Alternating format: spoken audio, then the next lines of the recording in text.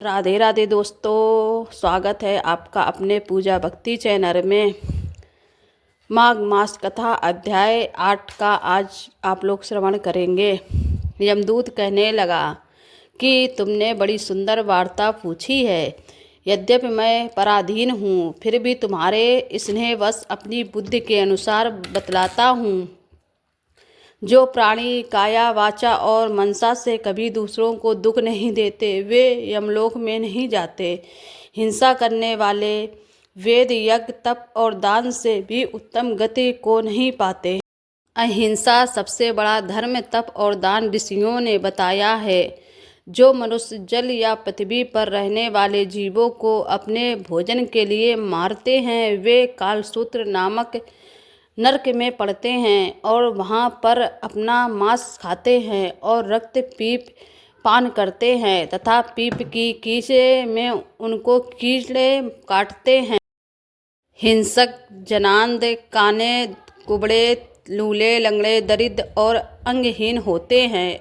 इस कारण इस लोक तथा परलोक में सुख की इच्छा रखने वाले को काया वाचा तथा मन में दूसरों को द्रोह नहीं करना चाहिए।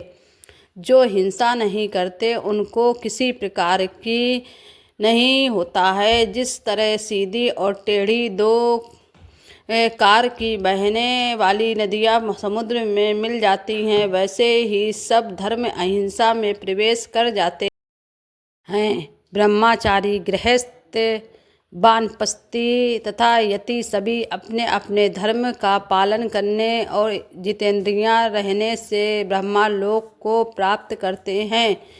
जो जलाशय आदि बनाते हैं और सदैव पांचों यज्ञ करते हैं, वे यमपुरी में नहीं जाते हैं। जो इंद्रियों के वशीभूत नहीं हैं, वेद व्याधि और नित्य ही अग्नि अर्थात हवन आदि का पूजन करते हैं, वे स्वर्ग को जाते हैं।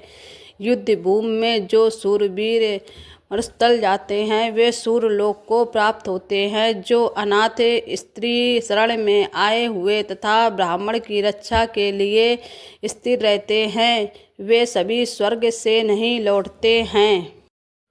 जो मनुष्य लूले लंगड़े वृद्ध अनाथ तथा गरीबों का पालन करते हैं, वह भी स्वर्ग में जाते हैं। जो मनुष्य गौओं के लिए पानी का आश्रय लेते हैं तथा कुआं तालाब और बावड़ी बनवाते हैं, वे सदैव स्वर्ग में निवास करते हैं। जैसे जैसे जीव इनमें पानी पीते हैं, वैसे ही उनका धर्म बढ़ता है।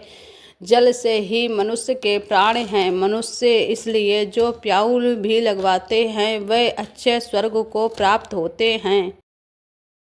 इनमें पानी पीते हैं, वैसे ही उनका धर्म बढ़ता है। जल से ही मनुष्य के प्राण हैं, इसलिए जो प्याऊ आदि लगवाते हैं, वह अच्छे स्वर्ग को प्राप्त होते हैं। बड़े बड़े यज्ञ भी वह फल नहीं देते जो अधिक छाया वाले वृक्ष मार्ग में लगाते से देते हैं। जो मनुष्य वृक्ष रोपण करता है, वह सदैव पानी और यज्ञ करने वाला होता है। जो अच्छे फल और अच्छी छाया वाले मार्ग के वृक्षों को काटता है, वह नरकगामी होता है। मनुष्य तुलसी का पौधा लगाने वाला तथा पापों से छूट जाता है। जिस घर में तुलसी वन है, वह घर तीर्थ के समान है और उस घर में कभी यमदूत नहीं जाते हैं। तुलसी की सुगंध से पितरों का चित्त आनंदित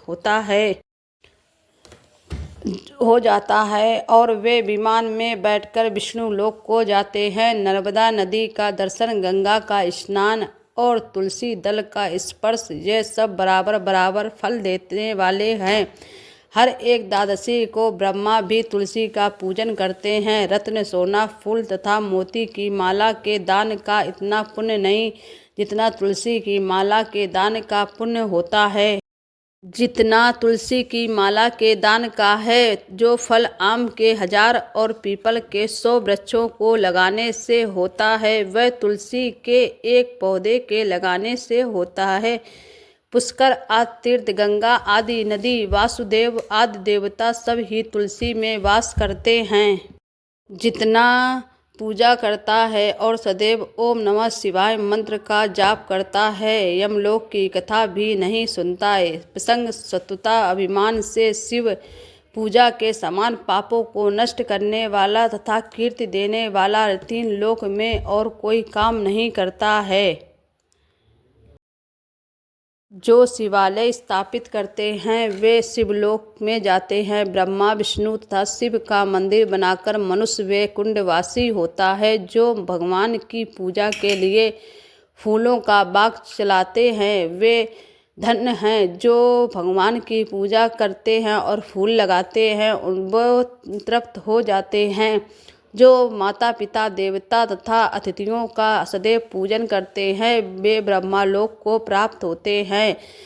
ये 8वां अध्याय पूर्ण हुआ, इसलिए आप लोगों को 8वां अध्याय की पूरी कथा श्रवण करने के बाद आप लोगों को उस भगवान की वैकुंठवासी भगवान की आरती भी श्रवण करनी चाहिए। आरती हमारे चैनल में मिल जाएगी, इसलिए आपको वीडियो को एंड तक वॉच करें। अगर नए हो तो प्लीज़ चैनल को सब्सक्राइब करें और कमेंट बॉक्स में राधे राधे ज़रूर लिखें। पूजा भक्ति चैनल को लाइक और सब्सक्राइब ज़रूर करें।